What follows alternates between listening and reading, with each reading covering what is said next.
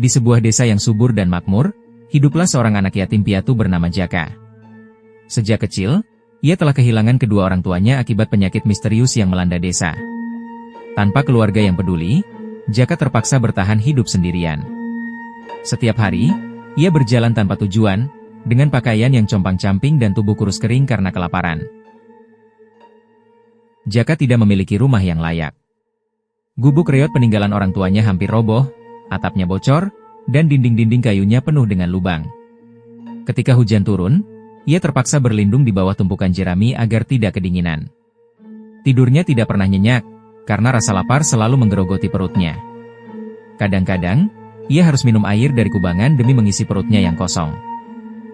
Setiap hari, Jaka berkeliling desa mencari pekerjaan, tetapi tidak ada seorang pun yang mau menerimanya. Para penduduk menganggapnya sebagai pembawa sial dan sering mengusirnya dengan kasar.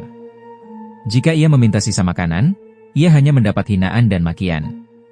Anak-anak lain di desa sering mengolok-oloknya, melemparinya dengan batu, atau sekadar mencemoohnya karena pakaiannya yang lusuh. Suatu hari, setelah 3 hari tidak makan, Jaka merasakan tubuhnya semakin lemah. Matanya berkunang-kunang, kakinya gemetar, dan perutnya melilit perih. Ia berjalan dengan langkah gontai di tengah desa, berharap ada seseorang yang berbaik hati memberinya sedikit makanan. Namun, semua pintu tertutup untuknya. Di tengah rasa putus asa, ia melihat sebatang pohon pisang yang tumbuh di kebun milik kepala desa. Buahnya ranum dan menggoda.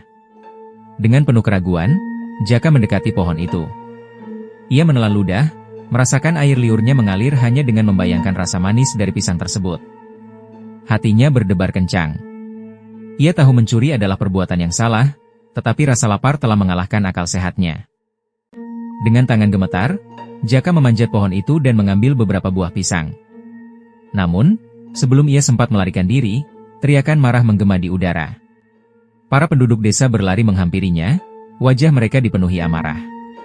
Kepala desa, seorang pria gemuk dengan sorot mata penuh kebencian, mendekat dan menarik kerah bajunya. Anak yatim piatu tak tahu diri. Berani-beraninya mencuri dari kebun kepala desa, teriak seorang warga. Jaka berlutut, tangannya gemetar saat ia mencoba menjelaskan. Maafkan aku. Aku lapar. Aku sudah 3 hari tidak makan. Aku hanya mengambil sedikit. Namun, kata-katanya tidak digubris.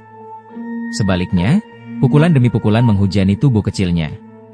Tamparan keras mendarat di pipinya, membuatnya jatuh tersungkur ke tanah. Ia mencoba bangkit, tetapi tendangan keras di perutnya membuatnya terbatuk dan memuntahkan cairan asam lambung. Tidak puas dengan itu, beberapa warga menarik rambutnya, menyeretnya di tanah berdebu hingga kulitnya terluka dan berdarah. Tidak ada satupun yang membelanya. Tubuhnya yang kurus tidak mampu melawan, dan akhirnya ia hanya bisa meringkuk di tanah, menangis tanpa suara. Sebagai hukuman, kepala desa memerintahkan agar Jaka diarak keliling desa agar semua orang bisa melihatnya. Mereka menyorakinya, melempari dengan batu, bahkan ada yang menyiramnya dengan air kotor. Seorang ibu rumah tangga menyiramnya dengan sisa air cucian beras, sementara anak-anak melemparinya dengan lumpur. Jaka hanya bisa menundukkan kepala, air matanya bercampur dengan debu dan darah yang mengalir dari luka-lukanya. Tubuhnya semakin lemah, tetapi para warga tidak berhenti mencemoohnya. Setelah puas mempermalukannya, mereka mengusirnya dari desa. Dengan tubuh penuh luka dan perut yang tetap kosong, Jaka berjalan terseok-seok ke dalam hutan. Malam yang dingin menusuk tulangnya yang kurus. Ia memeluk dirinya sendiri, menggigil dan menangis di bawah pohon besar. Dalam keputusasaan, ia berdoa kepada Tuhan, memohon keadilan atas perlakuan kejam yang ia terima. Langit tiba-tiba menggelap. Petir menyambar tanpa henti, dan angin bertiup kencang. Suara gemuruh mengguncang tanah. Dari kegelapan hutan, muncullah sosok perempuan tua misterius dengan mata yang bersinar seperti bara api. Ia memandang Jaka dengan penuh iba. Aku mendengar doamu, anakku. Mereka telah berlaku zalim padamu, dan kini mereka akan menerima balasan mereka. Dengan suara bergema, perempuan itu mengangkat tangannya ke langit dan mengucapkan mantra. Petir menyambar desa, angin menderu, dan dalam sekejap, seluruh penduduk desa merasakan tubuh mereka berubah.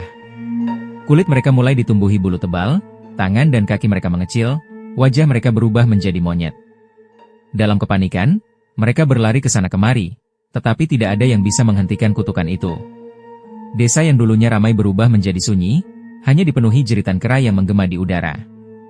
Rumah-rumah kosong, ladang-ladang terbengkalai, dan kepala desa yang dulu sombong kini hanya bisa bergelantungan di pohon, menangisi nasibnya.